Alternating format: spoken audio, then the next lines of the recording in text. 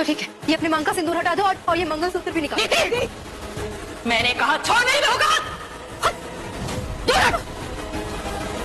ठीक है, आपको मुड़ना ही पड़ेगा।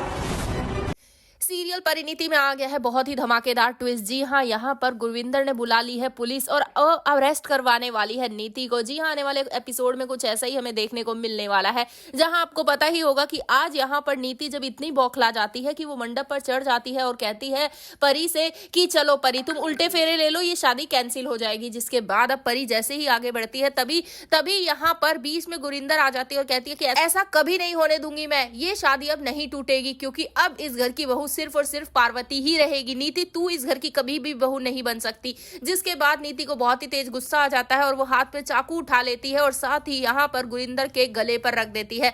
जी हाँ, यहाँ पर अब वो कहती है कि आपकी वजह से मैं इस घर की बहू नहीं बन पाऊंगी ना कभी भी, ये सब आपका प्लान था, आपकी वजह से मेरी शादी नहीं हो पाई है। जिसके बाद गुरिंदर वो बहुत ही ज्यादा डर तो जाती है, लेकिन अब यहाँ पर सभी मिलकर गुरिंदर को छुड़ा लेते हैं अब इस नीति से। लेकिन भाई नीति वो तो पागल हो चुकी है, क्योंकि अब वो किसी भी हद तक जाएगी सिर्फ और सिर्फ अपने संजू को पाने के लिए। लेकिन अब उसका ख्वाब ही रहने वाला है, क्योंकि परी यानी कि पार्वती और संजू की शादी हो चुकी है और इस बार बहुत ही करारा जवाब मिला है नीति को, क्योंकि हर बार वो अपने पैतरों से अपनी चालों से सबको फंसा लेती थी और संजू से शादी कर लेती थी, कभी उसके पास चली जाती थी। लेकिन इस बार पार्वती ने उसका पत्ता बिल्कुल साफ कर दिया है। जी हाँ, यहाँ पर अब जो गुरिंदर होती है वो जैसे ही छूटती है अब नीति से, तो तभी वो यहाँ पर बुलाने वाली है पुलिस। जी हाँ, मेंटल असाइलम वालों को भी और पुलिस को भी, जिसके बाद अब मेंटल असाइलम वाले लोग आएंगे और वो नीति को यहाँ से लेकर जाने की कोशिश करने वाले हैं। जी हाँ, वो उसे खींच कर यहाँ से लेकर जाएंगे, लेकिन वो लेकर जा पाते उससे पहले परी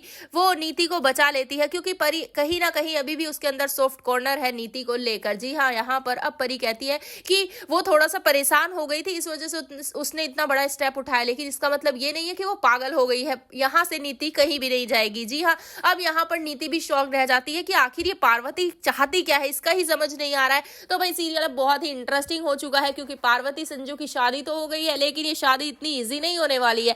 तो भाई आप हैं कितने एक्साइटेड कि यहाँ पर अब नीति को सीधा मेंटल असाइलम भेज ही देना चाहिए या फिर नहीं? आप हमें कमेंट बॉक्स में जरूर बताएं। ऐसी खबरों से जुड़े रहने के लिए हमारे चैनल को जरूर सब्सक्राइब कर लें।